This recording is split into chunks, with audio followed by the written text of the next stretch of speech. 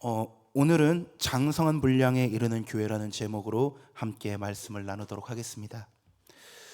우리는요, 살면서요, 문득 이 죽음에 대해서 생각하게 될 때가 있습니다. 한동안 이제 얼굴을 보지 못했던 그런 사람에게 그런 이제 부고를 받게 되거나 아니면 가까운 사람에게 사고가 생겼다라는 소식을 듣게 될 때, 우리는요, 보통 죽음에 대해 생각을 해요. 사실 어떻게 이제 불시에 찾아오는 사고와 재난, 이것으로 듣게 되는 이 사망 소식은요, 언제나 당혹스러울 밖에 없습니다. 우리 모두는요, 언젠가 내 삶도 끝이 날 것이라는 사실을 익히 잘 알고 있습니다. 내게 생일이 있는 것처럼 장차 우리가 보내고 있는 이 시간 안에 결국 내 마지막 날도 있게 될 거라는 사실을 우리 너무나 잘 알고 있습니다. 그럼에도요, 죽음에 대한 소식은 언제나 우리에게 충격적이고요, 때론 당혹스럽기까지 합니다. 오늘 제가 여러분에게 이 죽음이라는 것에 대해서 이야기하는 것은요, 바로 우리가 지금 보내고 있는 절기 때문입니다. 사랑하는 성도 여러분, 우리가 지금 어떤 절기를 보내고 있습니까? 어떤 절기예요? 네, 사순절입니다. 우리 그리스도인들은요, 매년 예수님의 죽음을 기억하는 절기를 지켜요. 사순절은요, 예수님의 죽으심과 고난을 묵상하는 절기입니다. 그리고 동시에요, 우리 삶 속에서 결국 우리에게 찾아올 마지막 때, 그 죽음의 때를 기억하는 시간이기도 합니다. 유명한 라틴어 이제 낱말 중에요, 메멘토 모리라는 말이 있습니다. 메멘토 모리가 무슨 뜻이냐? 자신의 죽음을 기억하라는 뜻이에요. 너는 반드시 죽는다. 네가 죽을 것을 기억해라. 이런 의미예요. 옛날요, 로마에서요, 전쟁에서 승리한 군대가 이제 장군들과 이제 군대를 쭉 내세워서 이제 시가행진, 개선행진을 합니다. 도로 한가운데로 쭉 퍼레이드를 하는데, 그러면요, 로마의 시민들은요, 그 개선 행렬을 환영하면서 축복을 했습니다. 그리고 그 개선 행렬 뒤에, 승리 행렬 뒤에, 맨 뒤에서 노예를 시켜서 이 메멘토 모리를 큰 소리로 외치게 했어요. 메멘토 모리, 너 자신의 죽음을 기억하라. 왜 외치게 했을까요? 그것은요, 전쟁에서 승리했다고 너무 우쭐대지 말아라. 겸손해라. 오늘은 개선 장군이지만 너도 언젠가는 죽음을 맞이한다. 겸손하게 행동해라. 이런 의미를 담고 있는 당시 풍습이었다고 합니다.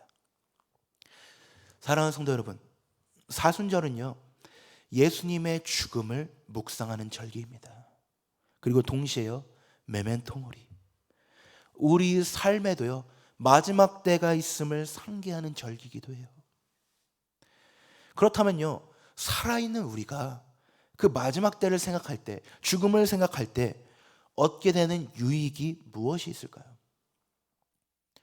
그것은요, 현재를 살아가는 우리에게 주어지는 오늘이란 이 시간, 바로 이 시간이요, 결코 당연하지 않다. 결코 당연하지 않은 하나님의 은혜라는 것을 깨닫게 됩니다. 우리가 보내는 지금, 현재, 오늘이란 이 시간은요, 결코 당연하게 주어지는 것이 아닙니다. 나의 노력과 내가 수고하고 애쓰고 그것들이 오늘의 이 시간을 가져온 것도 아니에요. 우린요, 우리가 보내고 있는 이 시간조차 이 모든 것이 전부 은혜라는 사실을 기억해야 될 줄 믿습니다. 우리가 살아감에 있어서요, 우리의 삶에 있어서 우리보다 앞서서 우리를 키워주신 부모님의 은혜가 있고요, 그보다 더 앞서서 우리를 이 땅에 보내주신 하나님의 은혜가 있습니다. 뿐만 아니죠, 지금도 오늘도 나를 지탱해주는 사람들, 나를 지지해주는 수많은 사람들, 그렇게 해요. 사실 삶을 되돌아보면요, 이 모든 것이 은혜입니다. 은혜 앞에는요 감사밖에 드릴 것이 없습니다. 우리가 삶이 온통 은혜라는 것을 깨닫고 알게 된다면요 우리는 좀 더요 현명한 선택을 할 수 있게 됩니다.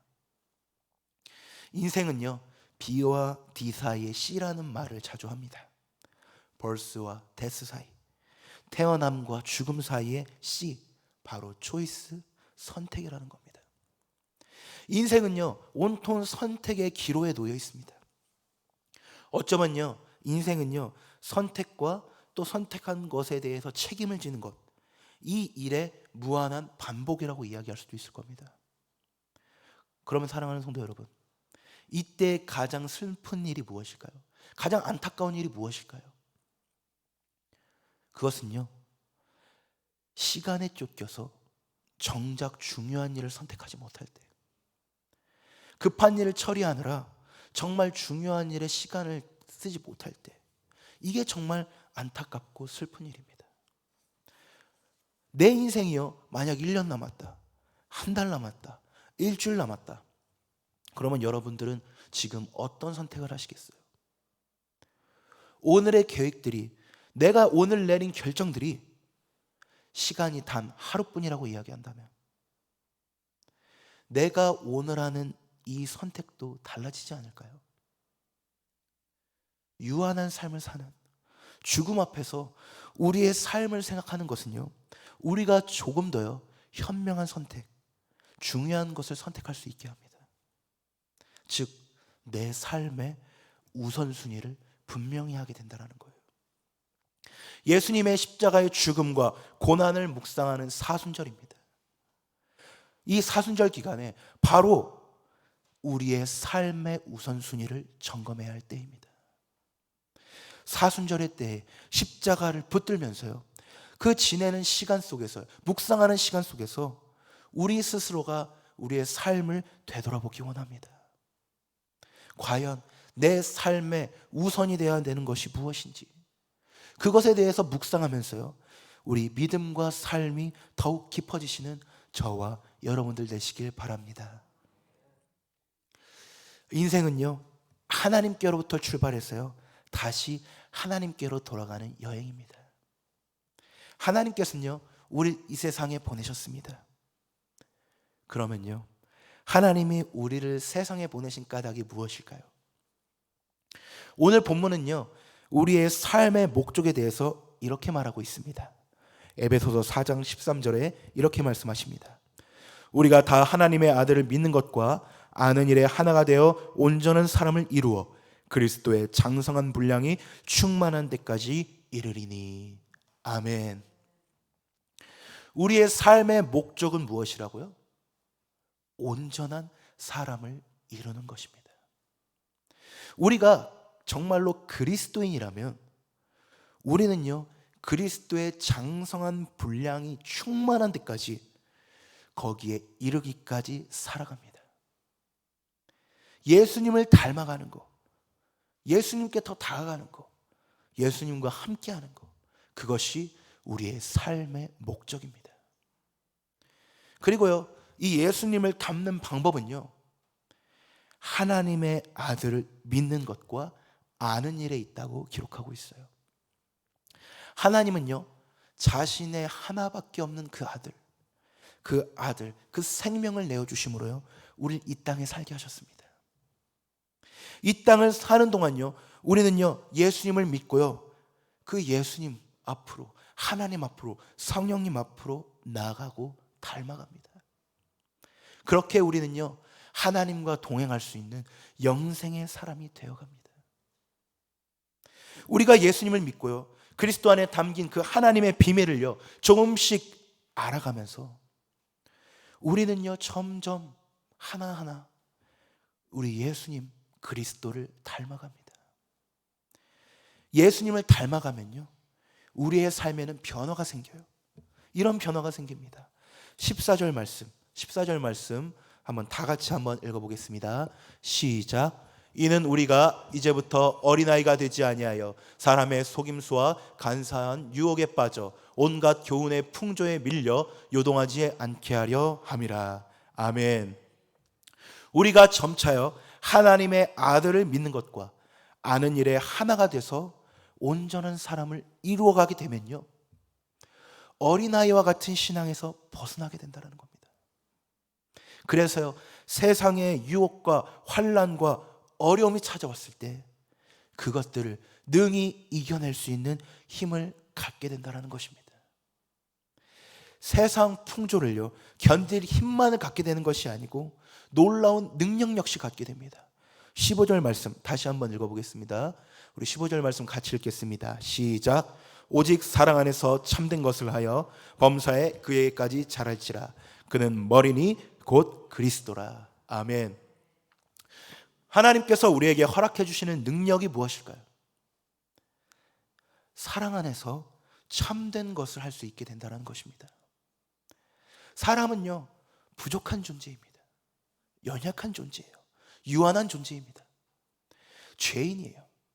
그 죄인이기 때문에 그 속에서 선한 것, 참된 것이 스스로 나올 수가 없습니다. 우리에게 참된 것이 있다면요, 우리에게 선한 것이 있다면, 우리에게 의로운 것이 있다면요, 그것은 하나님의 사랑 안에서 가능한 줄 믿습니다. 우리가 하나님의 사랑 안에 거하는 비결은요, 하나님의 아들을 믿는 것, 아는 일에 하나가 되어내는 것, 온전한 사람을 이루는 것에 있습니다. 그러므로요, 우리의 삶의 보람과 목적은요, 하나님의 아들을 믿는 것, 그 아는 일에 하나가 돼서 온전한 사람을 이루는 것, 바로 그렇게 살아가는 것임을 믿습니다. 우리가 예수님을 바라보고요, 예수님을 닮아가는 것이 바로 우리에게 허락하신 능력의 비결임을 믿습니다. 이 능력을 통해서요, 온갖 유혹과 어려움을 견딜 수 있게 됩니다. 거짓이 가득한, 죄악이 가득 찬 이 세상 속에서요, 우리가 참된 것, 선한 것을 할 수 있게 됩니다. 우리 인생의 목적과 보람은요, 날마다 조금씩 예수님을 닮아가는 것이라는 것을 언제나 기억하시는 저와 여러분들 되시길 바랍니다. 교회는요, 주님의 몸이에요. 예수님은요, 교회의 머리이십니다. 그리고 우리는요, 그 교회의 지체들입니다. 교회는요, 다른 무엇이 아니에요. 예수님 안에서 우리 모두가 교회입니다. 고린도전서 12장 12절에 이렇게 기록되어 있습니다. 몸은 하나인데 많은 지체가 있고 몸에 지체가 많으나 한 몸과 같이 그리스도도 그러하니라.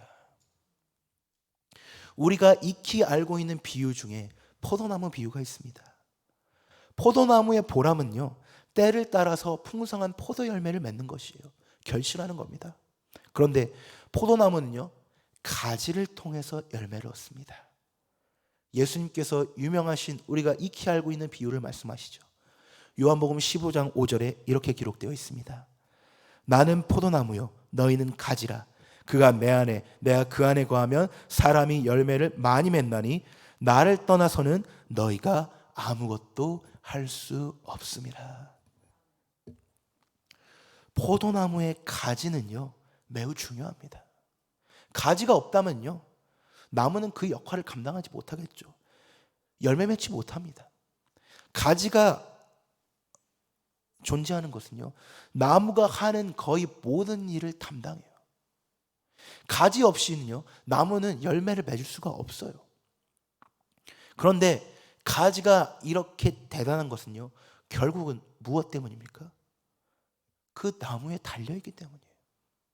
떨어진 나무까지는 아무런 능력이 없습니다. 아무런 결실도 맺을 수가 없어요.